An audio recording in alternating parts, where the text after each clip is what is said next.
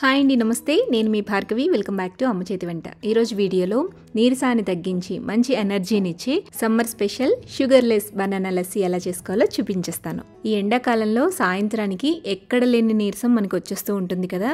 కూల్గా చల్లగా ఏదో ఒకటి తాగాలనిపిస్తూ ఉంటుంది. హెల్దీగా తాగాలి అంటే ఇది బెస్ట్ ఆప్షన్ అనమాట.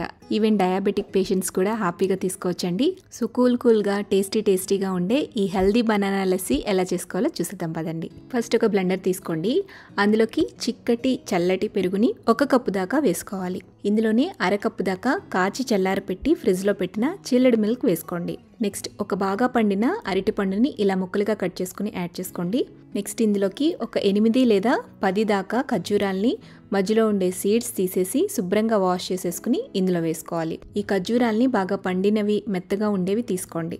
నెక్స్ట్ ఇందులో 1 టేబుల్ స్పూన్ దాకా బెల్లాన్ని తురుముకుని వేసుకోవాలి. అలాగే 1 లేదా 2 టేబుల్ స్పూన్ల దాకా తేనెను కూడా వేయండి. ఇక్కడ స్వీట్నెస్ అనేది మీ రుచికి తగ్గట్టుగా అడ్జస్ట్ చేసుకోండి. ఇప్పుడు ఇందులోనే చిటికెడంత ఉప్పు కూడా వేసేసి మంచి ఫ్లేవర్ కోసం చిటికెడంత యాలకుల పొడి కూడా వేసుకోండి. ఇది ఆప్షనల్ మాత్రమే.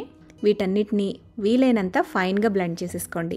నెక్స్ట్ ఒక సర్వింగ్ గ్లాస్ తీసుకుని ఇందులోకి ఐస్ క్యూబ్స్ వేసి మనం బ్లెండ్ చేసుకున్న లస్సీని సర్వింగ్ గ్లాస్లోకి తీసుకుని ఫైన్గా చాప్ చేసుకున్న డ్రై ఫ్రూట్స్తో గార్నిష్ చేసి ఇచ్చేస్తే చక్కగా తాగేస్తారు. మంచి ఎనర్జీని ఇస్తూ బాడీని కూల్గా ఉంచే సో టేస్టీ, డెలిషియస్ అండ్ హెల్దీగా ఉండే బనానా లస్సీ అయితే రెడీ అయిపోయిందండి. మీరు కూడా ఒకసారి ఈ ప్రాసెస్లో బనానా లస్సీని ట్రై చేసి చూడండి, చాలా బాగుంటుంది. ట్రై చేశాక మీకు ఎలా కుదిరింది అనేది నాతో కింద కామెంట్ సెక్షన్లో షేర్ చేయడం మర్చిపోవద్దు.